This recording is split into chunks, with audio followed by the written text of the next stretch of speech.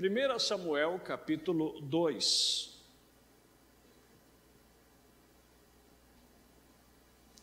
Verso 18 a 26.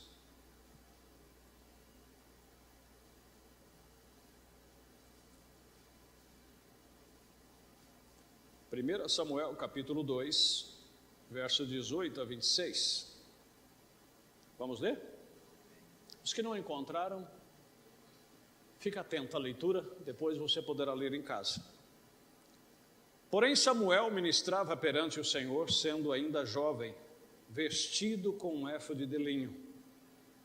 E a sua mãe lhe fazia uma túnica pequena, e de ano em ano lhe trazia, quando com seu marido subia a sacrificar o sacrifício anual.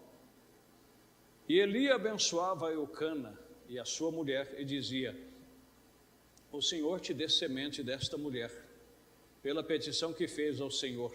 E voltavam para o seu lugar. Visitou, pois, o Senhor a Ana, e concebeu, e teve 3 filhos e 2 filhas. Isso para quem era estéril, né? Mas o primeiro que ela recebeu, ela disse: eu vou dar para o Senhor.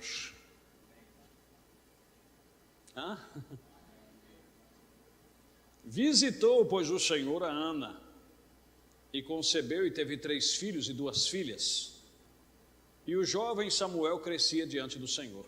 Era, porém, Eli já muito velho, e ouvia tudo quanto seus filhos fazia a todo Israel, e de como se deitava com as mulheres que em bandos se ajuntavam à porta da tenda da congregação. E disse-lhes: por que fazeis tais coisas? Por que ouço de todo este povo o vosso malefícios? Não, filhos meus, porque não é boa a fama esta que ouço. Fazeis transgredir o povo do Senhor. Pecando o homem contra homem, os juízes os julgarão. Pecando, porém, o homem contra o Senhor, quem rogará por ele? Mas não ouviram a voz do seu pai. Estão prontos? Porque o Senhor os queria matar. E o jovem Samuel ia crescendo e fazia-se agradável, assim para com o Senhor, como também para com os homens. Agora nós vamos para a carta aos Filipenses, capítulo 2, verso 12 e 13. De sorte que, meus amados, assim como sempre obedecestes, não só na minha presença, mas muito mais agora na minha ausência, assim também operai a vossa salvação com temor e tremor. Porque Deus é o que opera em vós, tanto querer como efetuar, segundo a sua boa vontade. Deus Todo-Poderoso, traga-nos a porção desta noite, pois precisamos de Ti. Fala aos nossos corações e permita que saiamos daqui mais abençoados do que temos entrado, mais cristãos, mais fiéis, como também, meu Deus, com uma posição melhor no Senhor. Entregamos-nos em Tuas mãos e pedimos a Tua bênção, em nome de Jesus Cristo. Amém. Podemos assentar. Graças a Deus. Fiquei feliz em ver o irmão Santo Cesário, né? Depois de alguns dias ausentes, por enfermidade, né? Deus o abençoe, em nome de Jesus, né? Eu acho que lá atrás é o irmão Milton, né? É isso? Sozinho ou família? A família também, Deus os abençoe, né? Obrigado aí pelo companheirismo cristão. É sempre um prazer muito grande ter os nossos irmãos conosco, né, irmãos? Vocês podem dizer o mesmo? Então, se sintam em casa, sejam bem-vindos, em nome de Jesus. Irmãos, nós queremos meditar aqui rapidamente, porque o tempo já vai passando, né? Nós temos a Santa Ceia, é mais assim uma pequena passagem que vamos ter, e quem sabe um dia, se Deus permitir, se nós não conseguirmos concluir, nós possamos voltar a este assunto e trazer uma explanação mais detalhada para que os irmãos entendam, porque é um quadro um pouco complexo. Porque às vezes nós vemos Deus parece que dando vida, Deus parece que abençoando, mas quando fala que Deus matou, Deus queria matar, Deus fez isto e aquilo, fica um pouco meio, né? Mas eu creio que nós cremos no que está na palavra de Deus, né? Algumas escrituras, como Gênesis 38, né? Quando o filho, né? de Judá, ele desejou praticar o controle de natalidade por, vamos dizer assim, por orgulho próprio, né? Porque o filho que nascesse seria em nome do seu irmão. Deus, a Bíblia diz, pelo que ele fazia, Deus achou tão mal aquilo da sua, vamos dizer assim, da sua maneira errada, né? Egoísta, a Bíblia diz, pelo que Deus o matou. Agora, eu não creio que Deus matou ele, Deus mesmo fulminou, mas eu creio que ele permitiu esse anjo da morte o matasse. Ou seja, Deus tirou a mão. Estão compreendendo, meus irmãos? É o que nós vamos ver aqui nesta noite. O perigo que às vezes corremos, eu quero ser bem pacífico, vou tentar me moderar o máximo possível, para falar bem detalhado, para nós aprendermos algo importante aqui nesta noite, né? Ontem ali em Cruzalho nós meditamos sobre isto, que é um perigo muito grande, né? Nós irritar a Deus. E às vezes as pessoas se esquecem disto, né? Que Deus se irrita, que Deus se ira. A Bíblia diz que Ele é um Deus justo, que Ele se ira todos os dias,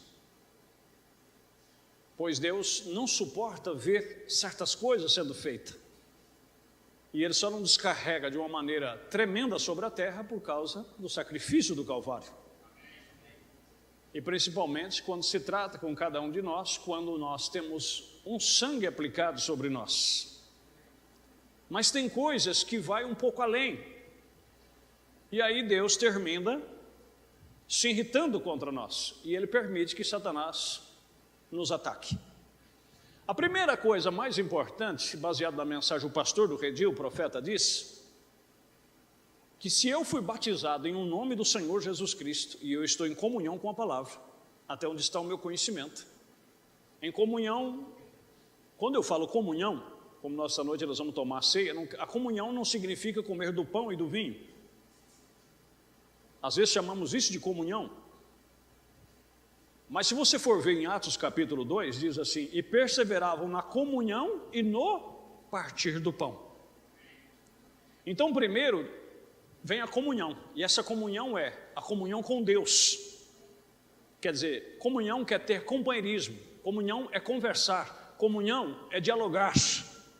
Ou seja, você tem um elo com Deus, você foi reconciliado através de Jesus Cristo, você foi reconciliado-se com Deus. Um dia nos estávamos separados, mas agora fomos reconciliados. Então você tem companheirismo com Deus, você tem comunhão com Deus, você fala com Deus, você conversa com Deus, isso é comunhão. E quando nós temos comunhão com Deus, e aí então quando nós comemos do pão e bebemos do vinho, estamos testificando que estamos em comunhão com Ele e com o seu sacrifício. Estão compreendendo? E que estamos ligados a Ele, pela palavra e pelo sangue. Estão compreendendo? E aí, nesse caso, né, você está no redil do Senhor. Como Pedro explica antes, nós vivíamos desgarrados, mas agora nós somos ovelha do seu pasto. E temos agora um bispo das nossas almas, que é Cristo Jesus. Por isso ele diz que haveria um só rebanho e um só pastor. Quando nós estamos em comunhão com Ele, nós estamos sob a proteção do seu Espírito. E Ele é a porta desse aprisco. Qualquer espírito para entrar e te atacar terá que primeiro passar por Ele. Por isso que a Bíblia é clara, em Romanos capítulo 8, né, do verso 28 a seguir, que tudo concorre para o bem dos que amam a Deus. Ou seja, Para ele permitir alguma coisa acontecer com você, ele tem que ter um propósito, ou te corrigir, ou para um bem maior, como fez com Jó, como fez com outros santos do passado. Estão entendendo, meus irmãos? E estes filhos de Eli, a Bíblia disse que eles eram homens totalmente devassos, pervertidos.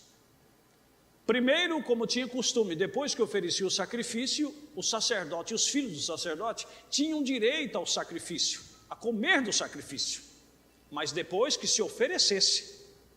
Mas eles não, eles pediam antes, e se não desse, eles tomavam à força, e aí o povo perdeu o interesse em vir adorar a Deus e a sacrificar a Deus. Por isso disse Eli: vocês estão fazendo o povo a se desviar do Senhor, desviar do caminho do Senhor. Sem contar, como nós lemos aqui, né, que na porta da tenda da congregação vinham mulheres aos bandos para deitar com eles, quer dizer, faziam da casa do Senhor um prostíbulo. E isto irritou a Deus. E Eli, não é que Eli se omitiu, Eli foi falar com eles e corrigiu a eles, quando ouviu o que estava acontecendo. Mas a Bíblia disse que eles não ouviram e não deram atenção, porque aquilo já provinha de Deus.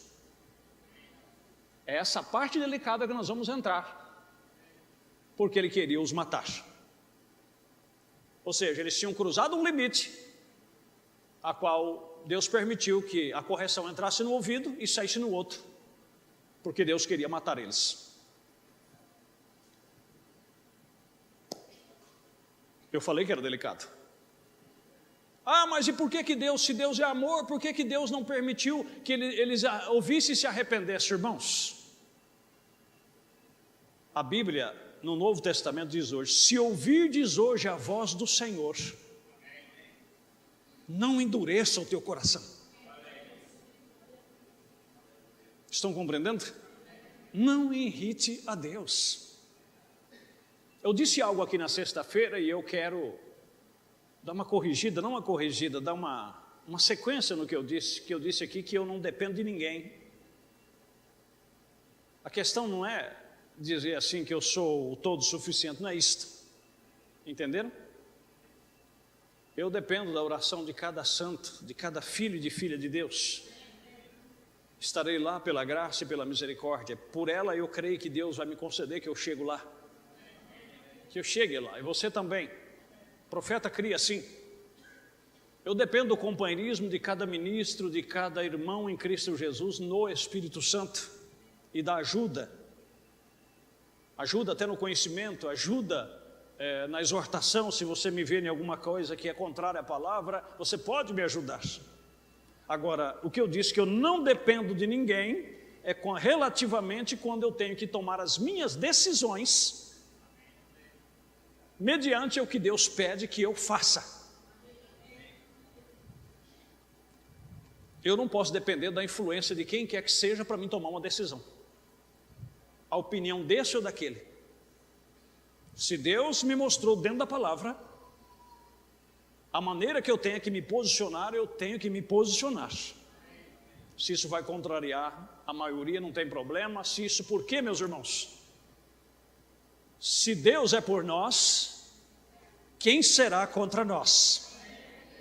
Mas se Deus for contra mim, quem será a meu favor?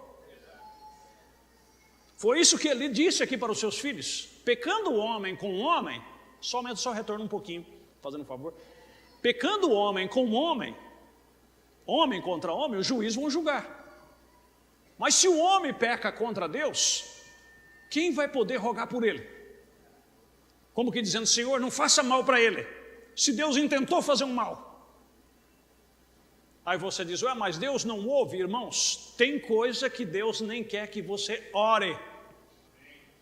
Por isso que a Bíblia chega a dizer que há pecado que você deve orar, mas pecado de morte você não deveria orar. É ou não é verdade? Pecado que é para a morte. E qual seria esse pecado que é para a morte? Você já tem conhecimento, nós não vamos entrar em pormenores. Agora, Samuel foi rogar diante de Deus por Saul, porque Saul também irritou a Deus. E Deus disse para ele: para de ficar lastimando contra Saul e vai fazer o que eu quero que você faça. Em outras palavras, antes que eu me irrite com você também. Uma vez ele se colocou tão indignado com Israel, ele disse: ainda que chegasse Samuel, Noé, citou 3 homens da Bíblia justos, e rogasse por esse povo, eu não os ouviria. Estou entendendo? Quando Moisés foi questionado, ele disse: Moisés, eu terei misericórdia de quem eu tiver misericórdia. Eu terei misericórdia de quem eu tiver misericórdia. Em outras palavras, eu sei o que eu estou fazendo. Por isso, irmãos, eu espero que não soe como arrogância, eu vou repetir. Eu serei salvo, eu estarei lá pela graça e misericórdia, porque não tenho méritos para chegar lá. O profeta disse a mesma coisa. Eu dependo do mais pequeno do corpo de Cristo, eu dependo dele, porque somos um em Cristo Jesus. Mas quando se trata com relação à palavra, eu não tenho medo de quem quer que seja. Talvez sou até um pouco forte. Para mim pode ser filho de profeta, genro de profeta, pode ser quem for. Se estiver contrário à palavra, seja Deus verdadeiro. E todo homem mentiroso. E eu creio que eles também pensam da mesma forma. Eu creio que irmão George Smith pensa assim, irmão José Branham também pensa assim. O próprio irmão Branham pensava assim. É como o irmão Branham disse: nós não podemos deixar sofrer a influência de um homem sobre o outro, porque se nós fazermos isso, deixar de ouvir Deus para ouvir um homem, Deus se irrita contra nós. E tem coisas que aborrecem a Deus mais que você possa imaginar. E eu vou citar um exemplo. Davi cometeu 3 pecados capital contra a lei. Não cobiçarás a mulher do próximo. Ele olhou pela veneziana e viu a mulher de Urias tomando banho e cobiçou ela. Batseba. Depois não só cobiçou, adulterou com ela. E em terceiro lugar, encomendou a morte do marido para possuí-la. Então ele cobiçou, ele adulterou e ele foi culpado de homicídio. E quando foi lhe imputado, foi trazido à luz o seu pecado, o que ele tinha feito, ele se arrependeu e Deus disse: eu já o transpassei o teu pecado, só que eu visitarei esse mal dentro da tua casa. Estou entendendo? Agora, quando Saul, Deus disse na sua ira, porque Deus estava irado. É por isso que eu sempre falo, irmãos, nem com Deus você pode conversar quando ele está irado. E às vezes nós queremos convencer uma pessoa, marido quer convencer a esposa quando a esposa está irada. Mas nem Deus deve se convencer a Deus quando está irado. E Deus se irou contra Amaleque e lembrou do que eles tinham feito ao povo de Israel. E Deus disse: vai lá e destrui tudo. Eu não quero que poupe vida de criança, de animal, eu não quero que poupe nada. Mas Saul foi lá com diplomacia. Destruiu os feiticeiros, destruiu os rapazes escandalosos, destruiu tudo. E poupou as ovelhas, poupou o gado, poupou a vida do rei. Mas a ordem era: destrua tudo. E quando ele voltou, não teve acordo. Quando Samuel foi ao encontro dele, ele disse: bendito do Senhor, executei a palavra do Senhor. Samuel disse: e esse mugido de ovelha que eu estou ouvindo?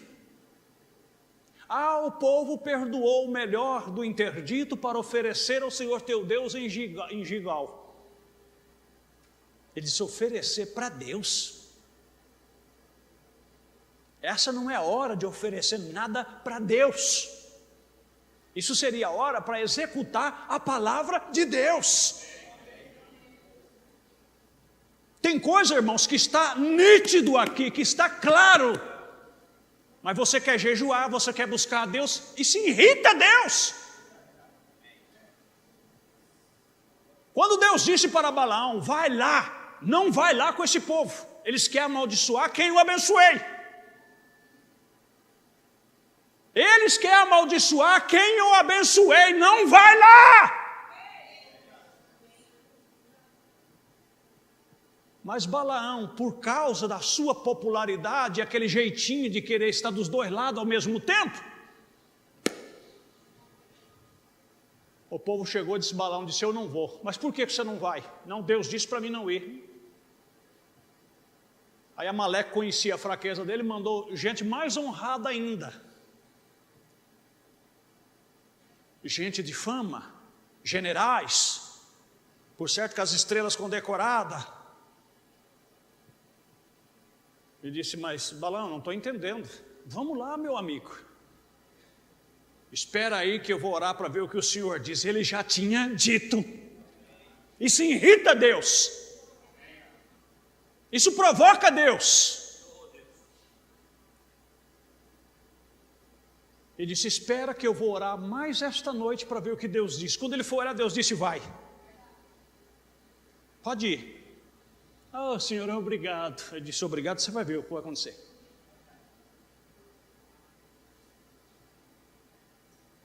Voltando, meus irmãos, Saul caiu em si. Grande é a minha transgressão. Ele poderia ter feito como Davi, cair de joelho, ir para lá e tal. Mas ele estava preocupado com honraria.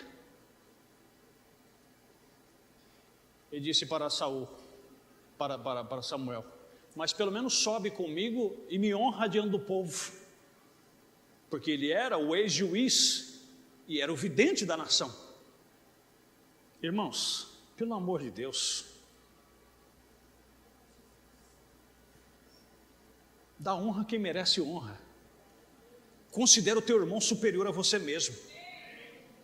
Mas quando se trata entre Deus e essa pessoa, não tem o que negociar. Deus está em primeiro lugar.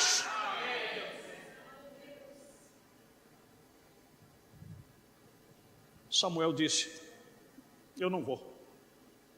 E quando Samuel foi virando para sair, ele pegou ele pelas vestes, e as vestes se rasgou. Ele disse: assim diz o Senhor, hoje mesmo Deus tem rasgado o teu reino e tem dado a alguém mais digno do que você. Ah, meu irmão, se irritarmos Deus, nós estamos, me desculpa a expressão rude, como nós estamos na roça. Então, por isso, coisa boa é obedecer. Obedecer é melhor do que sacrificar. Se a palavra de Deus diz algo, não tem que estar orando mais não tem que estar buscando mais não, porque você vai irritar Deus. Porque ainda que se descer um anjo do céu e disser alguma coisa além do que já está dito, é anátema. Não tem subterfúgios. Amém? E se Deus tirar a mão de mim e de você, como eu estava dizendo no rádio, com respeito e amor por cada adolescente que está aqui nesta noite, nessa tarde. Às vezes a idade de vocês influencia e vocês ficam enredados com um amiguinho de escola, com isso e com aquilo e com aquilo outro. E você acha que você tem toda uma vida pela frente para você depois decidir o que você vai fazer da sua vida. Se Deus se irritar contra você, Ele só põe um negocinho chamado câncer em você, que você vai ver o que é capaz. Aí você vai ver o que é Deus. Aí você vai ver se amiguinho vai resolver, se a influência, amizades lá fora vai resolver isso. Nem médico resolve. Como eu conheci uma mulher que um dia convidou uns irmãos para ir na casa dela, e chegou lá, o irmão foi lá e começou a pregar a palavra para ela, e falou do lava-pés. Ela era uma pregadora denominacional. Ela diz: eu não sou nenhuma palhaça para ficar lavando o pé de ninguém não. Para mim não me importa o que o seu Brana disse, o que alguém disse. Eu não vou ficar lavando o pé, não sou besta para ficar lavando o pé de ninguém. Ridicularizou, zombou, e fala que eu estou alta. Era pregadora, a mulher bem requisitada. Não demorou muito tempo, eu não falo isso como vingança. Ela veio e se assentou nessa cadeira que você está aí, pedindo oração porque estava com câncer, e não teve quimioterapia que resolveu. Aí eu fiquei perguntando, quem será o palhaço agora? Deus não se deixa escarnecer. Não irrita Ele não. Amém? Ele é amor, Ele é misericórdia, Ele é longânimo. Mas se você irritar Ele, eu vou mais além. Eu disse que eu não vou demorar, eu vou adiantar aqui. Se você, irmã e irmão, você irritar Deus, você pode ter sido um homem até hoje, um homem íntegro, um homem que só teve olho para a tua mulher. Talvez você casou virgem, você nunca conheceu uma mulher a não ser a tua mulher. Você é um homem temente, você é um homem justo, mas se você irritar Deus, Ele pode me permitir um espírito vir sobre você e amanhã você se tornar o homem mais vil dessa cidade. E mulher a mesma coisa. Porque tudo depende dEle. O querer e o efetuar pertence a Ele. Nós vamos ver isso aqui pela Bíblia e nós vamos ver pela mensagem. Então não provoque Deus. Quando Deus está falando, se você não entendeu, clama a misericórdia dEle. Mas não discuta com Deus. É por isso que a Bíblia chega a dizer, nunca diga na face do anjo que isso não é assim e não é verdade. Amém? Mas tem pessoa que se torna tão arrogante que chega até a falar sobre o ministro. Vocês estão com medo do homem lá? Vocês acham que o homem lá é Deus? Vocês vão lá para ver homem, homem, homem. Na verdade é um homem. Todo pregador é homem, coberto de fraquezas, rodeado de tentação, a Bíblia diz, até para ser misericordioso com os demais. Mas na hora que é Deus usando, que é Deus falando, ouve, pelo amor de Deus, ouve.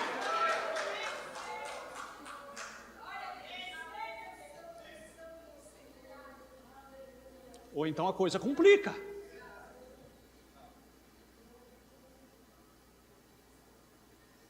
Preste atenção, mensagem: a maior batalha jamais pelejada. Parágrafo 30. Conosco estava um irmão que tinha problemas com a sua esposa. Anos atrás, numa campanha onde eu estava pregando, ela levantou em forma irreverente a cabeça.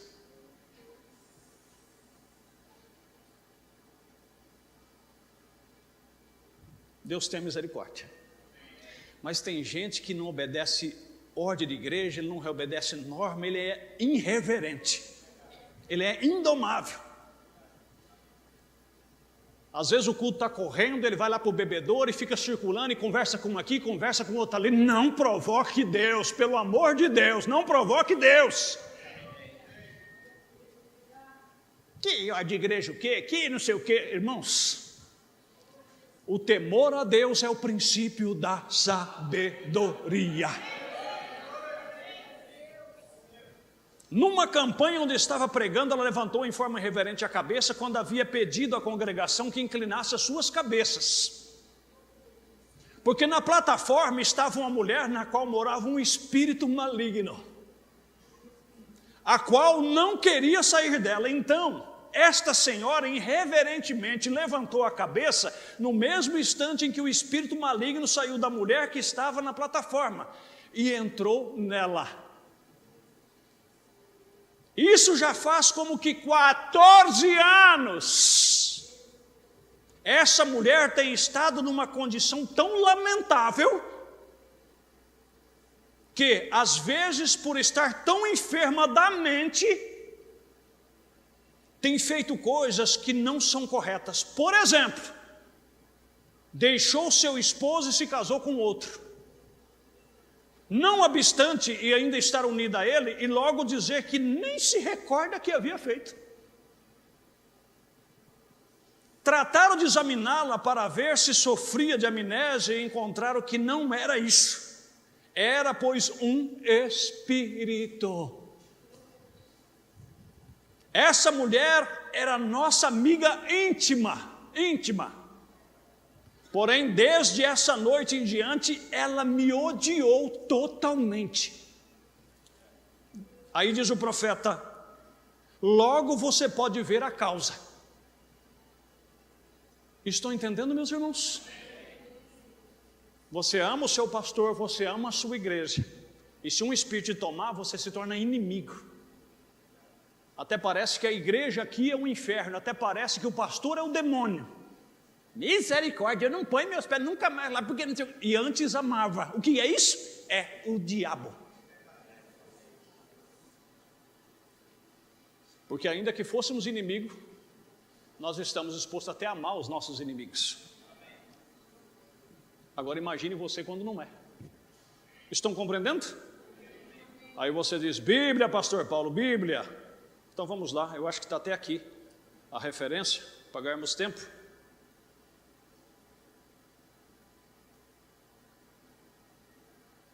Eu não estou amedrontando vocês não, né? Estou conscientizando. São coisas diferentes.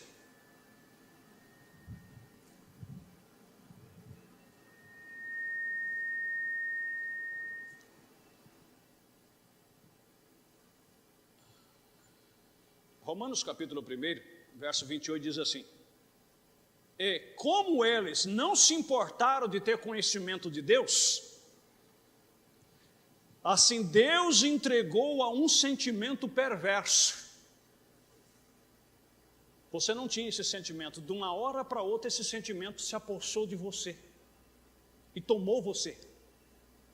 É algo que você não tinha antes, que você não pensava antes, que você não via daquele jeito, você passou a ver diferente, a sentir algo diferente. Mas é Deus que os entregou. O querer e o efetuar pertence a Ele. Há um sentimento perverso para fazer coisas que não convêm. E quais são? Estando cheio de toda iniquidade, prostituição. A maioria do que você vê devassamente são desviados. Prostituição, malícia, avareza, maldade, cheios de inveja e de homicídio, contenda e engano e malignidade. A pessoa está normal, está tudo certo com ele, do dia para a noite, a vida revira totalmente, e a pessoa perguntando, mas o que aconteceu? E aí quem não entende, não conhece, não tem conhecimento de Deus, vai cair no mesmo engodo, vai bater a língua nos dentes e vai se complicar também. Quando deveria só cuidar da vida dele, fazer o que tem que fazer e demais orar por aquela pessoa. Irmãos, nós poderíamos entrar nesse campo, né? E ir longe.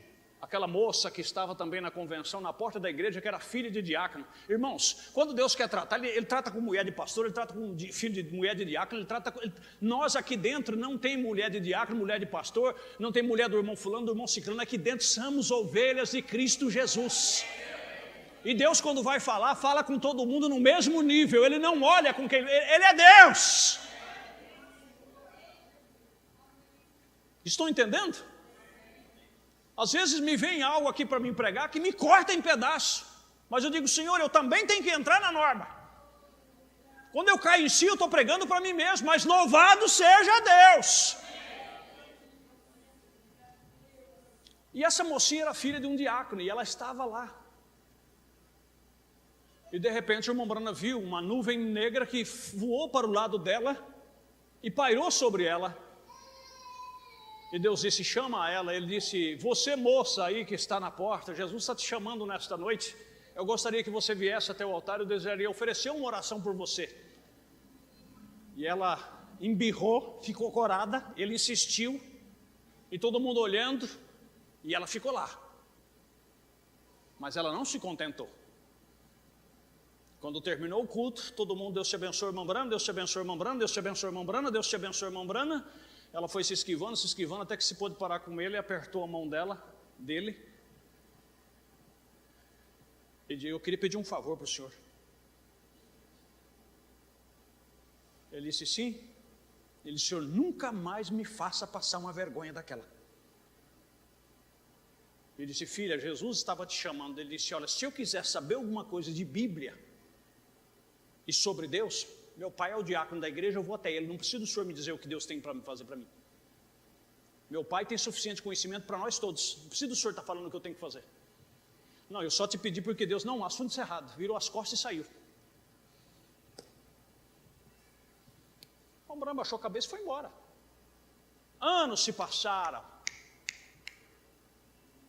E um dia, quando ele voltou, ele viu uma moça toda descabelada, jovem ainda, com um vestido solto, como se fosse uma roupa de dormir, mascando chiclete, fumando um cigarro.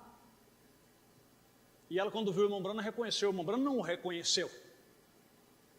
Ela disse: reverendo Branham. Aí ele olhou, aí ela chegou até ele e disse: o senhor não lembra de mim? E mascando chiclete, fumando cigarro, soltando na cara dele, disse: ó, você me respeita, não faz comigo não. Aí disse: o senhor não se lembra de mim? Ele disse: não lembro. Ele disse: eu sou a moça daquela noite, o senhor lembra que o senhor disse que Deus estava me chamando? Ele disse: irmão Branham, ele testificava no meu coração que estava me chamando mesmo. Mas o meu ego, o meu orgulho foi maior. Jovem, adolescente, pelo amor de Deus, larga dessa besteira de orgulho de jovem, de adolescente. Pelo contrário, se derrame na presença de Deus se for necessário. Ele é teu Deus. Você vai se envergonhar de chorar, de aceitá-lo, de cantar, de orar por ele, orar a ele? Não. Ele é o todo suficiente para você e para todos nós. Mas ela, como adolescente, eu sou a filha do diácono, por certo liderava os demais jovens, o que vão pensar de mim? Oh, meu Deus. Estar na presença de Deus vai envergonhar alguém? E ele disse: Deus testificava que era comigo mesmo que estava falando. Ele disse: mas o que aconteceu? Ele disse: daquela noite em diante a minha vida mudou. Eu não sei o que aconteceu comigo, mas eu não tenho mais encontrado paz, e a minha vida é essa daqui, é andando para a rua, é fumando, é usando drogas, prostituindo. E eu tenho meus pesadelos, e às vezes eu vejo a alma da minha mãe fritando no inferno com uma panqueca. Meu irmão olhou para ela, lamentou. Vai fazer-se o quê?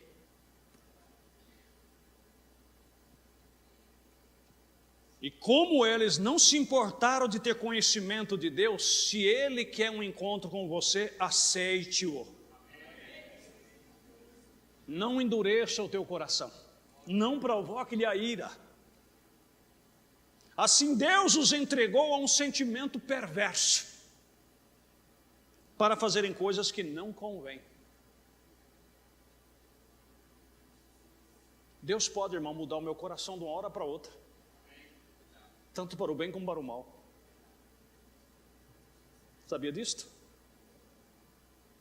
O próprio Saul, quando Deus o chamou para ser rei, ele era um moço simples da tribo de Benjamim, como ele disse, era o mais pequeno da casa do pai dele. E Deus chamou ele para ser rei. Ele não tinha condição de ser rei. Por isso que o irmão Branham disse assim, preste atenção. Quando aquele grupo de homens na mensagem humilde chegou para ele, ele disse assim: o que faremos, irmão Branham? Eram umas 400 pessoas. Ele disse: escolha um irmãozinho no meio de vós, o mais simples possível, sem nenhuma reputação denominacional, mas que viva a vida e que saiba como alimentar a ovelha, e o resto Deus se encarregará.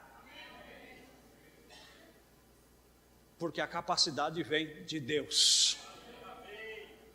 Porque sem nenhuma capacidade denominacional? Porque se ele tiver capacidade, ele vai injetar a capacidade dele. É que nem um encarregado de frentista de posto um dia falou para mim. Um amigo meu que era frentista de posto, estava procurando trabalho, eu fui falar com ele, que era amigo dele, que abastecia muitos anos no mesmo posto. E eu fui falar com ele, ele disse: mas ele já é frentista? Eu disse: ele já tem uma longa experiência. Ele disse: então para mim não serve. Eu disse: mas por quê? Ele falou: não, porque aqui eu só pego aprendiz. Eu falei: mas por quê? Porque eu vou ensinar do meu jeito.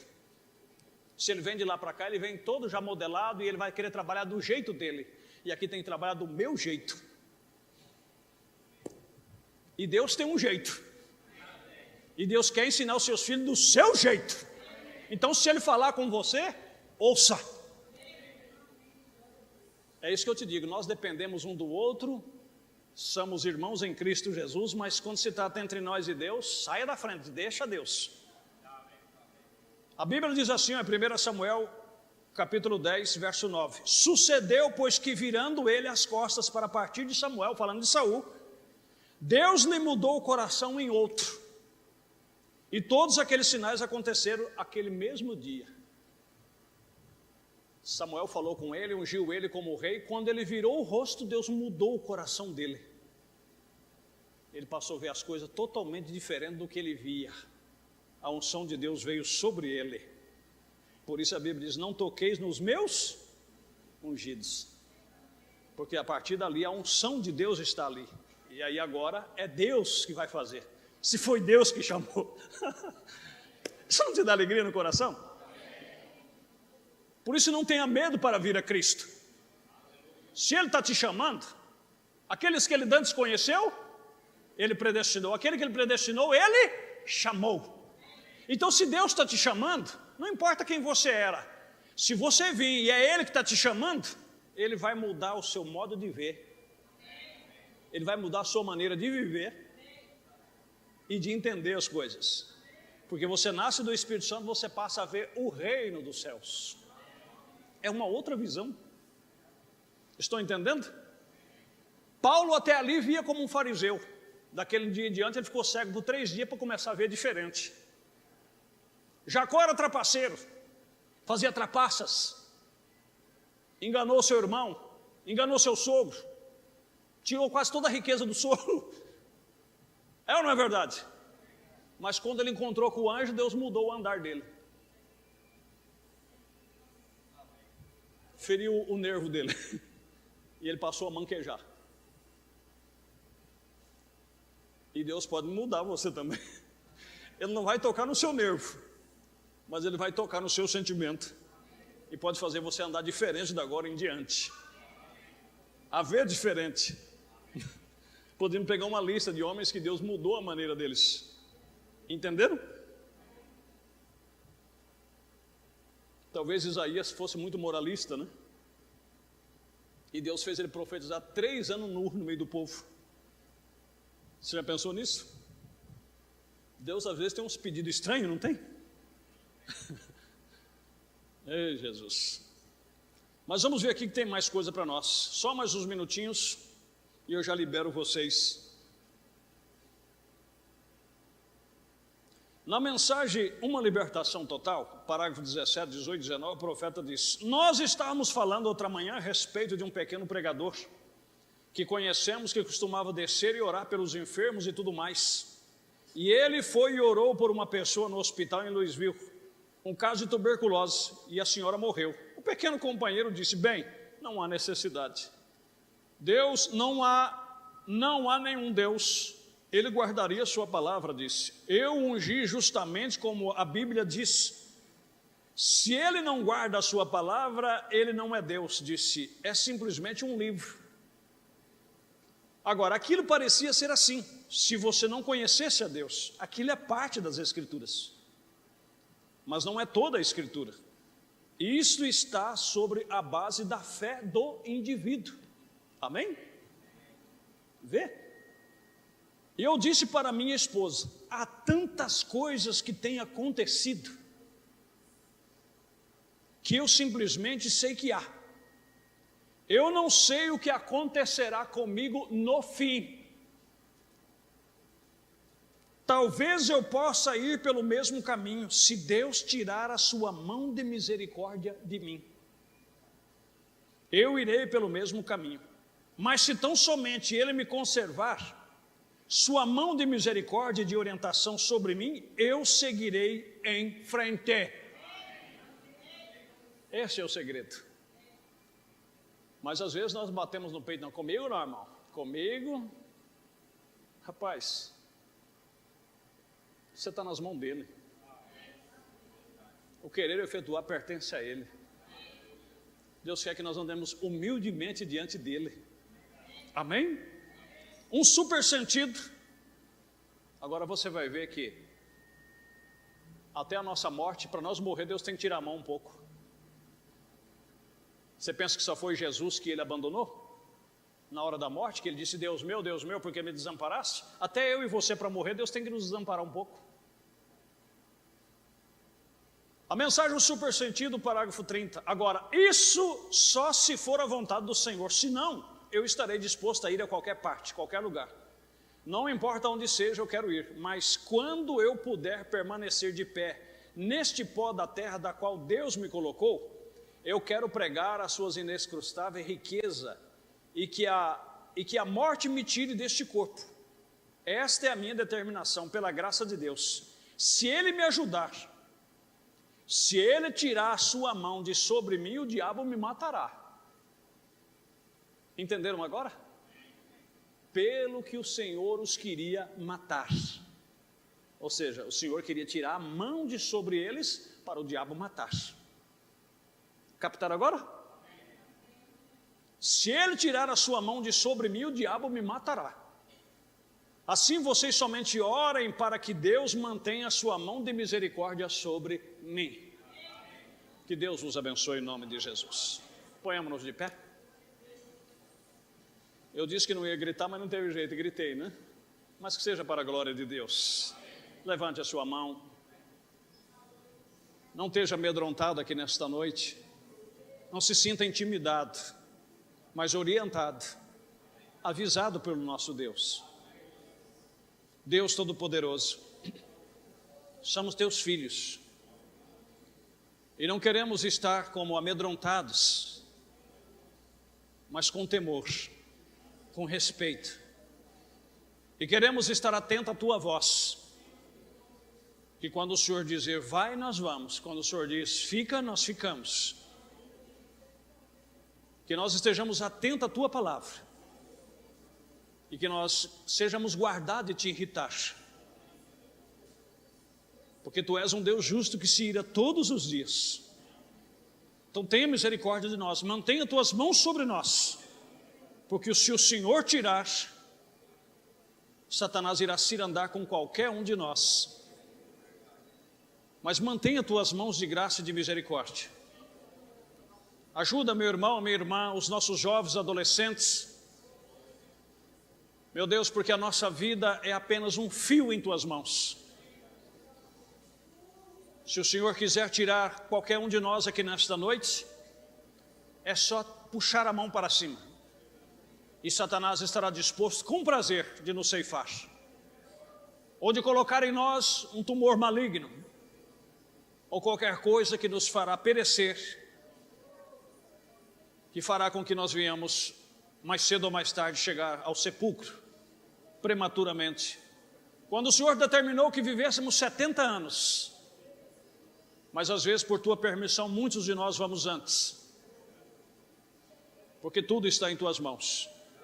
Mas se é da tua vontade, deixa vivermos os nossos anos de vida na terra, pois temos planos, e os nossos planos é te honrar, é te servir, é usar as nossas vidas por tua causa. Então faça isso por nós. Guarda-nos do mal e dê-nos poder sobre a tentação. Nós te pedimos em o nome do Senhor Jesus Cristo. Amém, Jesus, e amém.